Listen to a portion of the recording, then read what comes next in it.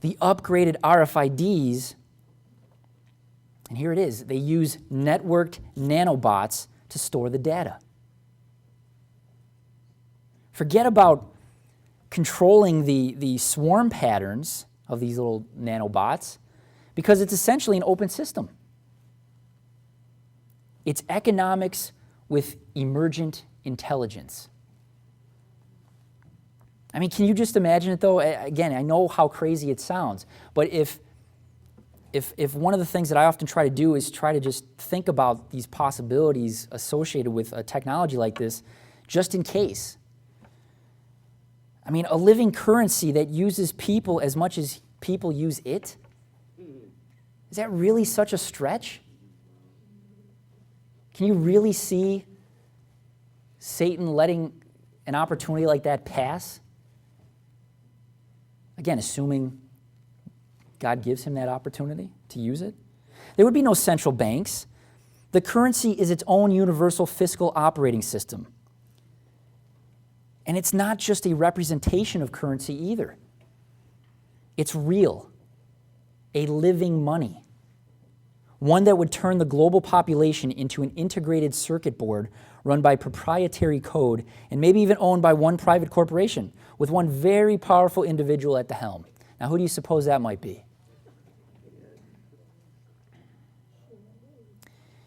People's bloodstreams flooded with self-replicating nanocash is a frightening prospect, but it's entirely possible.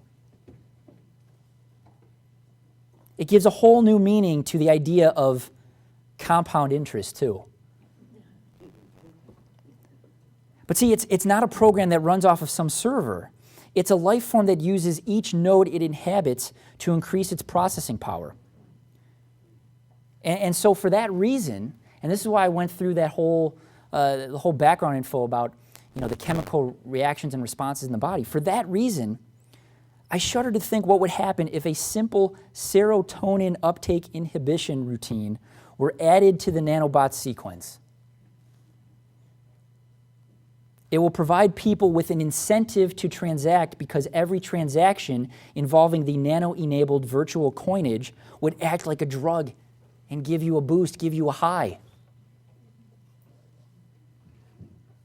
I mean, just think about that, how powerful a tool that would be in the hands of the coming Antichrist. So for these reasons, there's a few more we're going to get to here, but for these reasons, I just keep thinking how this is all somehow related.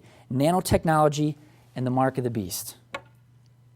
For over 1,000 years, mankind has based currency on a model of scarcity, control through artificially limiting supply and defeating abundance. But a nanotech-enabled virtual coinage shatters that model, which is why I believe it has serious spiritual and prophetic implications, because it would be, again, become a seriously powerful tool in the hands of anyone, especially the coming Antichrist. Now, this kind of blew me away a little bit here, because even if you have your doubts about these educated guesses, and for those of you who don't know me, I got to tell you, I have my doubts about this, of course. It happens every time I do a research paper or think to look into something.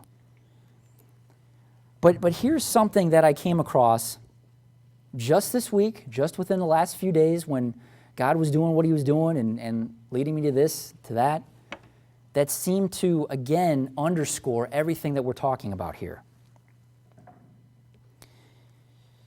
Some have said that the greatest scientific threat to global wealth or the global economy is the breakdown of what's called Moore's Law.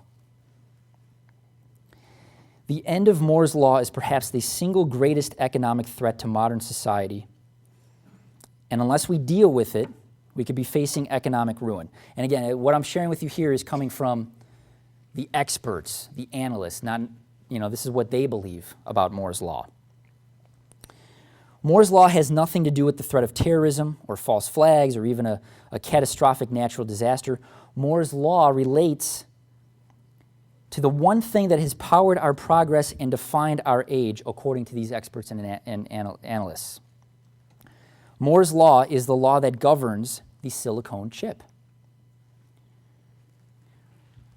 which is highly regarded as being the greatest trigger of economic progress ever. This tiny element has created a world that at the beginning of the last century would have seemed unimaginable. It has led to growth on an extraordinary scale. The fact that we're even able to do this, and I'm using a microphone, and the computers all set up here on stage, speak to that. Because of the silicon chip, productivity has increased exponentially. And as silicon chips become more and more powerful, they inject fresh energy into our economy. I think we'd argue with that. But some believe that Moore's law hints that this growth will soon begin to decline. And if it does, we will face stagnation and depression, economically speaking. And at the root of this crisis, the reason for them thinking this is the heart of the silicon chip itself, the millions of tiny elements that actually control your computer, let's say. And to make it more real world, Moore's law is the reason why you go to a retailer, you buy a computer, and they encourage you to buy a computer every 2 years. Moore's law states that computer power doubles every 18 months. And computer power has doubled every 18 months for nearly 40 years. But some believe that all this progress is about to grind to a halt because you can only make the silicon chip so small before it starts to break down, before it won't work anymore. Enter nanotechnology, right? See, my purpose for running through all of that is to merely demonstrate how the world seems like it will need nanotechnology out of necessity, which means it will become even more prevalent than it already is. In essence, it will become the norm, just like the silicon chip is the norm today. So isn't it interesting that we have proof that this emerging technology will become a staple in the very near future, according to most experts and analysts, and that is intricately tied to the state of the global economy through Moore's law?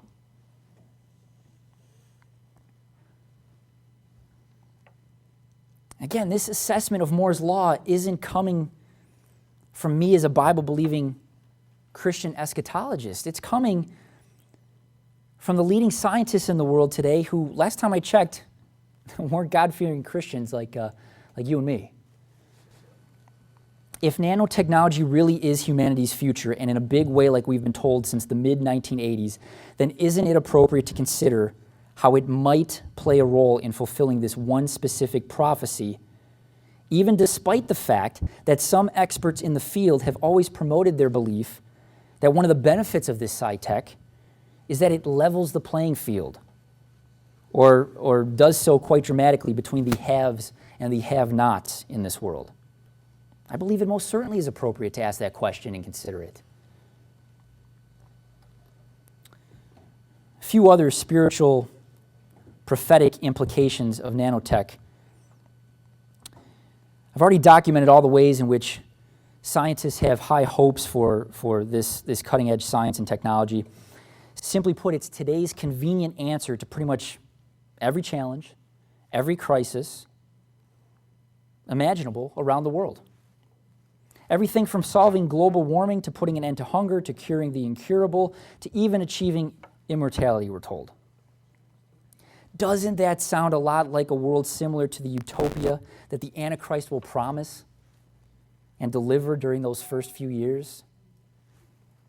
I mean, we all assume that when the Antichrist comes on the scene, he's going to be a Superman figure. He's going to have all the answers to all the world's problems. He's going to be a rock star. Everybody's going to get in line and champion everything that he promotes, every suggestion that he puts out there. And that he'll do so at a time when all things seem hopeless and dire, and when they're at their worst. But again, it's this point that he will seem to have all the answers to all of our problems. He will seek to establish a truly global and truly interconnected society under the guise of what some have called a new golden age. wouldn't nanotechnology be the perfect vehicle, the perfect tool, allowing him to achieve success in every single facet of human day-to-day life? I believe that it would. Which is why, as that saying again, I'm starting to think that nanotech deserves closer scrutiny from the Christian community, much more than it has been receiving since first entered the scene back in the mid-1980s.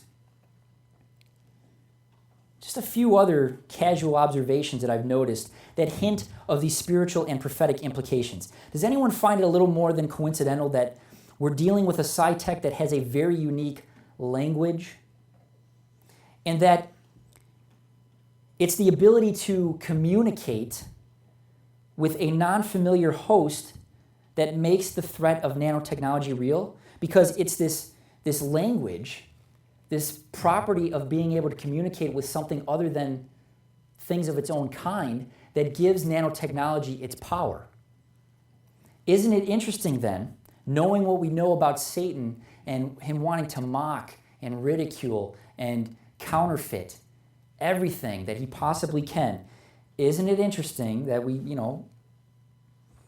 think about language and voice? What were the first words that we read in the Bible that God spoke in creation? I haven't thought about, Genesis chapter 11, verse 7. Go to, let us go down, and there confound their language, that they may not understand one another's speech. We've looked at how nanotechnology could alter DNA. And earlier I mentioned the use of nanotech in the fashion industry. Let's recall how, in that part of the discussion, we said that the chemicals in nanotechnology actually form a molecular bond with the fabric. A molecular bond with the fabric today, a molecular bond with human and animal DNA tomorrow.